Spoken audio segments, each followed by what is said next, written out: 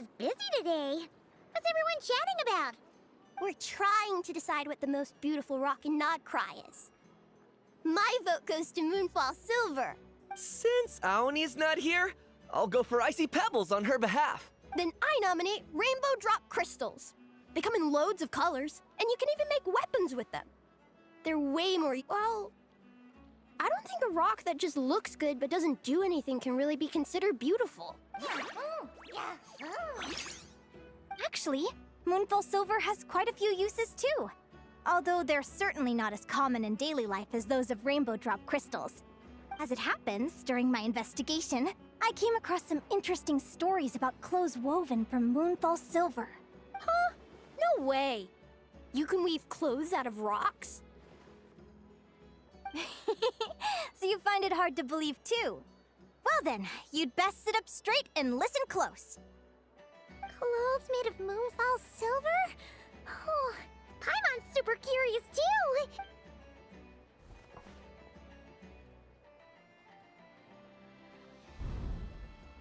Once upon a time, there was a Fey governor in Nod Cry who was obsessed with rare trinkets and had a passion for dressing up. This governor's advisors worked day and night, desperately struggling to find new and exotic clothes for their master. Then one day, a young tailor dressed in black came calling. He claimed to have inherited the mysterious techniques of the Golden Realm, and that he could spin crystals that glow like the silver moon into thread for weaving clothes. The governor was overjoyed. He promised to pay the young man handsomely if he would stay and make him clothes.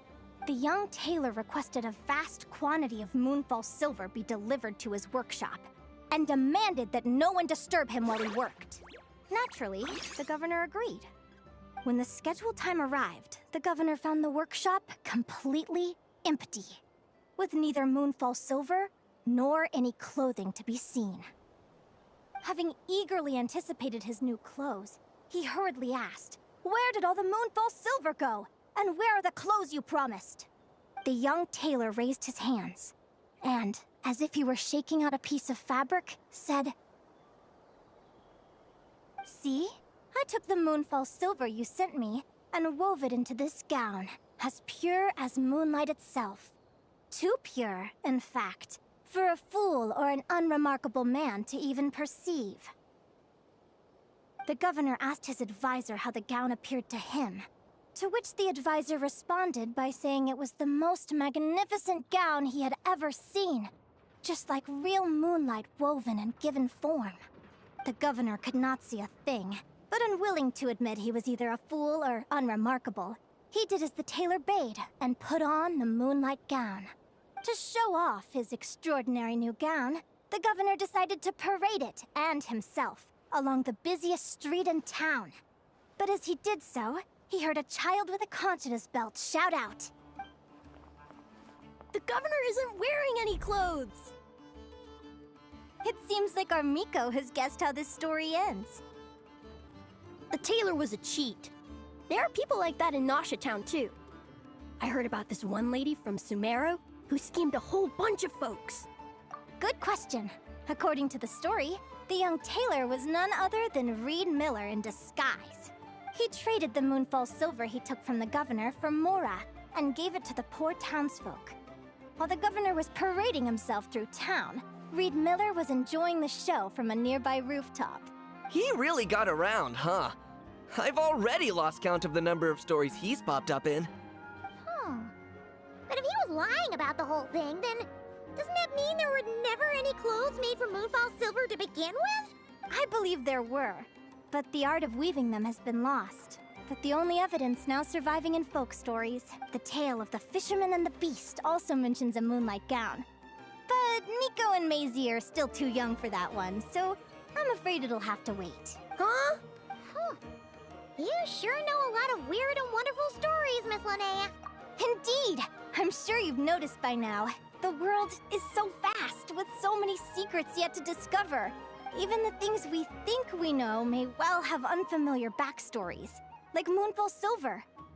The same goes for Rainbow Drop Crystals, in fact. Each region of Teyvat has its own unique minerals, and just like people from different nations have different customs, Rocks from different places have their own distinct characteristics, too. If you have the patience to listen, you may discover that even silent crystals begin to talk, sharing the stories they have etched into their memories. And not just minerals. Life forms, both ancient and new, are beautiful and unique.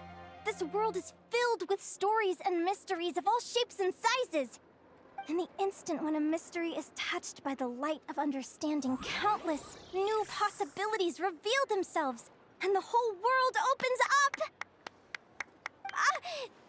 Sorry, I'm getting a little carried away. Linnea gets like this when she's talking about things she's interested in. If we ask Miss Linnea what the most beautiful rock in Nagcry is, she's certain to say, "Every rock is beautiful in its own way." So it's probably better if we ask you two to cast your votes. The most beautiful rock. What do you think, Traveler?